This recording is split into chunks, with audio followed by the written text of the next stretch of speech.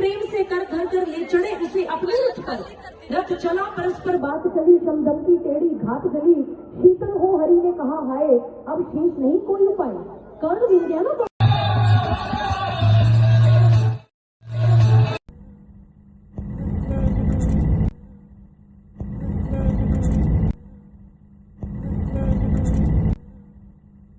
आक्षेप लगते हैं कि वो तो रणछोड़ है। कहाँ रणछोड़ है? महाभारत का आप देखिए, महाभारत के अंदर जब द्रौपदी भगवान श्री कृष्ण जी के हाथों में मृतक अभिमन्यु के पुत्र परीक्षित को ले आती हैं, जो उत्तरा के गर्भ में ही समाप्त हो गया अश्वत्थामा के ब्रह्मास्त्र के उपयोग से, उनके संधान से।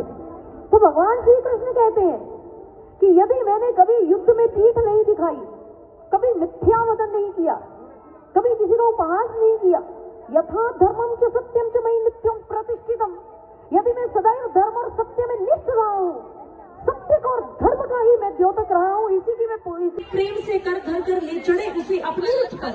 रथ चला परस्पर बात चली, शमदम की टेढ़ी घात गली।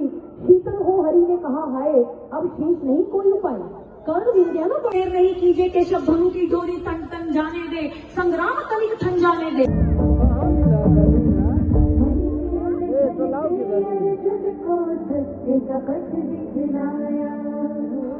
रणभूमि में भी तुमने गीता ज्ञान कराया।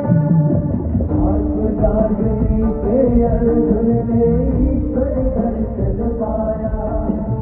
आत्मजागृति से अर्जुन ने ईश्वर दर्शन पाया। विराट रूप दिखाकर प्रभु ने हर कार्य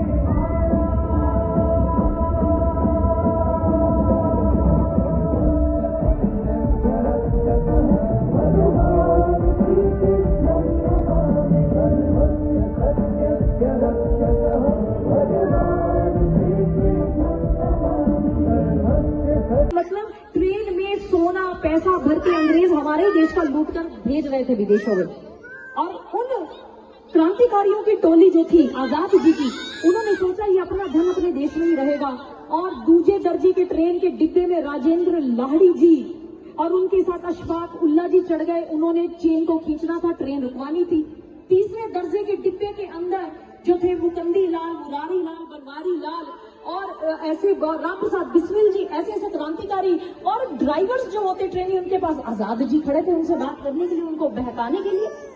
अब जैसे ट्रेन को रोका गया, खजाना लूटा गया और राम प्रसाद बिस्मिल जी ने एक हथौड़े से मारकर ताला खोला खजाने का जो बक्से को लगा था, और खजाने ने अपना मुख खोल दिया और पोटलियां भर भर के हमारे सभी क्रांतिकारी सब दिशाओं में भागे। भाग लो, अपना धन अपने पास आ गया देश का। इसे हमें उनके परिवारों को, उनकी बनी शक्ति को, हमारे फौजी भाई डटे रहे, उनको भगवान और उत्तम स्वास्थ्य दे और वीरता दे और साहस दे, हम तो यही कहते हैं।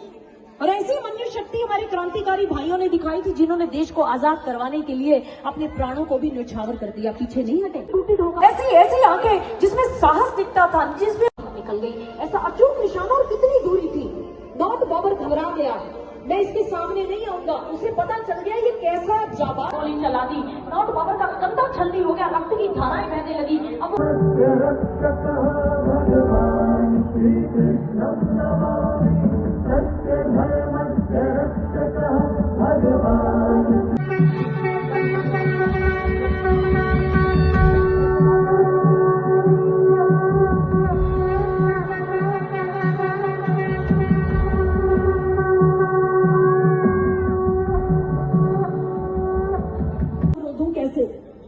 सोचो क्या दृश्य विकट होगा जब रण में प्रहलाद जी के जीवन में, क्योंकि भगवान का ध्यान है। जहाँ भगवान का ध्यान होगा, भक्ति होगी, वहाँ पॉजिटिविटी होगी, वहाँ स्ट्रेस हो ही नहीं सकता, वहाँ हैप्पी हार्मोन्स रिलीज होंगे, हैप्पीनेस ही हैप्पीनेस होगी। क्यों? क्योंकि प्रहलाद जी के पास मोबाइल नामक कोई चीज नहीं थी, उनके पास कोई आईपैड नहीं था, उनके पास कोई सोशल